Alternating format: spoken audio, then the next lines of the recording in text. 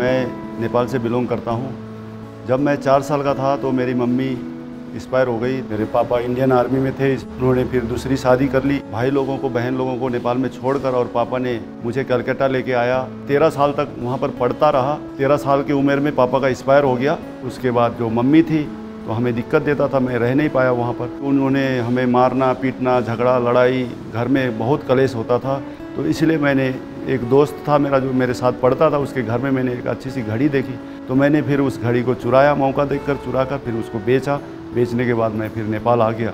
कृष्ण ने सोचा कि वहां उनके भाई और रिश्तेदार उनका स्वागत करेंगे, लेकिन ऐसा कुछ नहीं हुआ और वो कहीं के नहीं रह गए।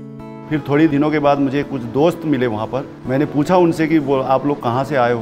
तो उन्होंने बोला कि मैं दिल्ली से आया हूँ, हम लोग दिल्ली में काम करते हैं, आपको जाना है तो चलो हम नौकरी में लगवा देंगे। जो काम मैंने सीखा था वो कैरी बैग था, पॉलीथीन बनाने का। तो उस काम को सीखने के बाद मैं अच्छे से उसका कारीगर बन गया।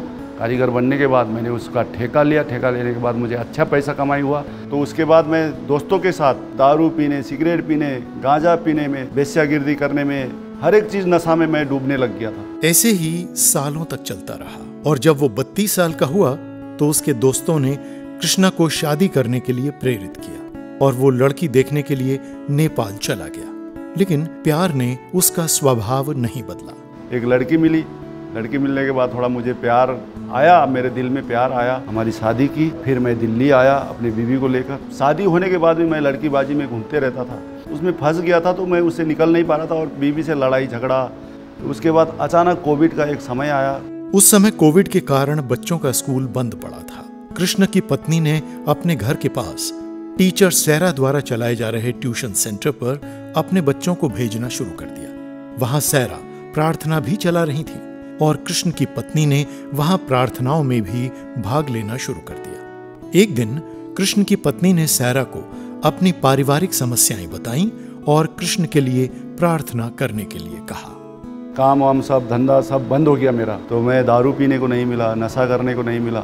तो मैं पागल सा हो गया एकदम। फिर मकान मालिक ऊपर से बोलने लगे कि अब तुम्हारा 3-4 महीने का किराया है, तुम दे नहीं पाओगे, तुम हमारे घर से निकल जाओ। जब मकान मालिक ने उन्हें घर से निकाल दिया तो उन्होंने टीचर सैरा से संपर्क किया। सैरा ने अपने ट्यूशन सेंटर के एक कमरे को उनके रहने के लिए दे दिया। जब मैं परिवार को लेके जो कमरे में आया, सामने चर्च था, तो उसमें मैं आराधना में, वर्शिप में मैं जाते रहता था, अच्छा लगता था। लेकिन बाहर आने के बाद फिर मेरा वही काम था, नशे में ही रहता था। मैं प्रभु के साथ भी चल रहा था संगति में और उस गलत संगति में भी मैं चल रहा था।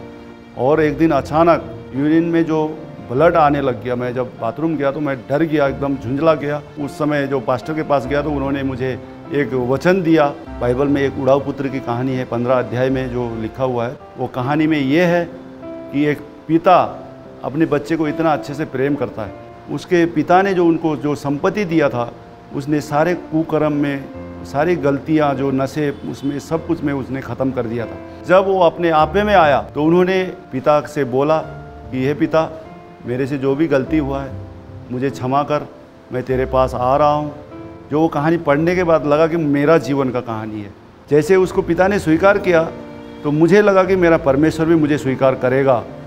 तो इसीलिए मैंने विश्वास के साथ मैंने प्रार्थना करना शुरू किया। प्रभु के साथ रो रो कर, छाती पीट पीट कर मैंने बोला, प्रभु मेरे से गलती हो गया है। पिता को मैंने माफ़ी मांगा तो पिता ने मुझे माफ़ किया और पिता ने मुझे स्वीकार किया। उन्होंने गले लगाया और मुझे उस बीमारी से और मेरी जो गंदी आदतें थी, जो नशा पानी में करता था, सब कुछ मेरा परमेश्वर ने धीरे धीरे सब कुछ समाप्त कर दिया।